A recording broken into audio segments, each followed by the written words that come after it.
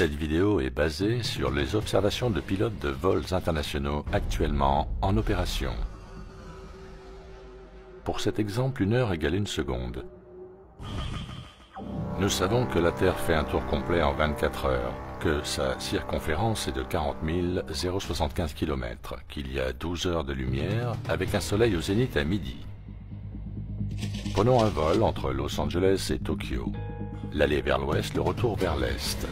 La distance d'un trajet est de 8804,32 km. Les temps de vol sur un axe est-ouest sont toujours identiques à l'aller comme au retour. Ceci n'est possible que si la Terre est stationnaire et que le Soleil lui tourne autour. Je rappelle donc 1 seconde égale 1 heure. L'animation présente donc une rotation complète en 24 secondes. Si un avion quitte Los Angeles à midi, heure de départ habituelle, il sera à Tokyo Narita à peu près 10 heures plus tard, 16 heures, heure locale. Tout le vol se fera de jour.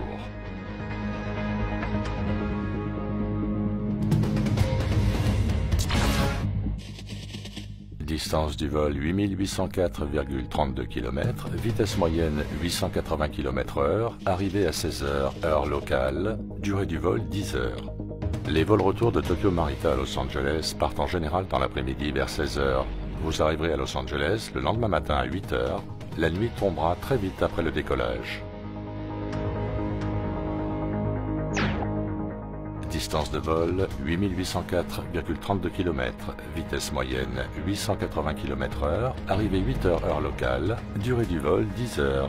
Rappelez-vous que les temps de vol sur un axe est-ouest sont toujours identiques à l'aller comme au retour. Cela n'est possible que si la Terre est stationnaire. Si la Terre tourne vers l'est, la durée de vol vers le Japon serait-elle de 10 heures? L'avion volerait à reculons? Et si la Terre tourne vers l'est, voyons ce que donne le vol retour du Japon vers les US.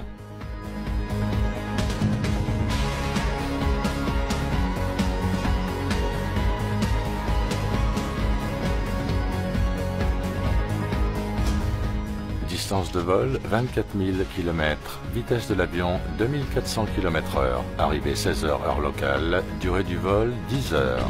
Impossible pour un vol commercial. Regardons maintenant un vol vers l'est sur une Terre stationnaire, partant de Washington DC aux US et allant à Madrid en Espagne. Durée de vol 7 heures, distance 6134,5 km. Vous devriez atterrir à 19 heures heure locale à Madrid. Quasiment tous les vols Europe-US partent en soirée et arrivent en matinée aux États-Unis. Le vol retour part vers midi à la mi-journée et arrive à Washington DC à 14 heures heure locale. Les distances et les temps de vol fonctionnent très bien sur une Terre stationnaire. Si la Terre tournait, le vol retour ferait 2500 km et prendrait 3 heures.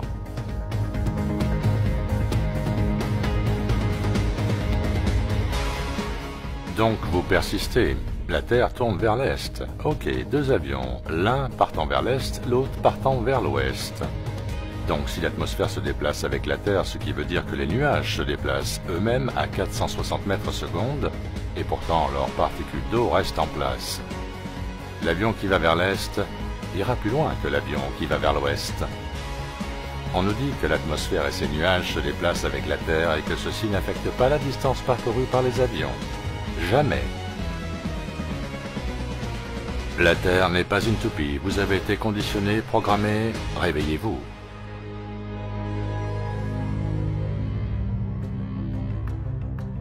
Considérons maintenant le plongeon de l'Australien Felix Baumgartner dans le vide dans le cadre du projet Red Bull Stratos. Il établit un record du monde de chute libre le 14 octobre 2012 à Roswell, New Mexico, USA. L'ascension en ballon de Baumgartner prit à peu près 3 heures pour atteindre 39 km dans la stratosphère au-dessus du Nouveau-Mexique. À l'équateur, la Terre tourne à une vitesse de 460 mètres secondes, soit 1674 km/h. Félix aurait dû atterrir 4000 km à l'ouest. Où a-t-il atterri? À 70,5 km à l'est. Allez dehors et regardez notre beau ciel. Si vous sentez une rotation, allez immédiatement consulter.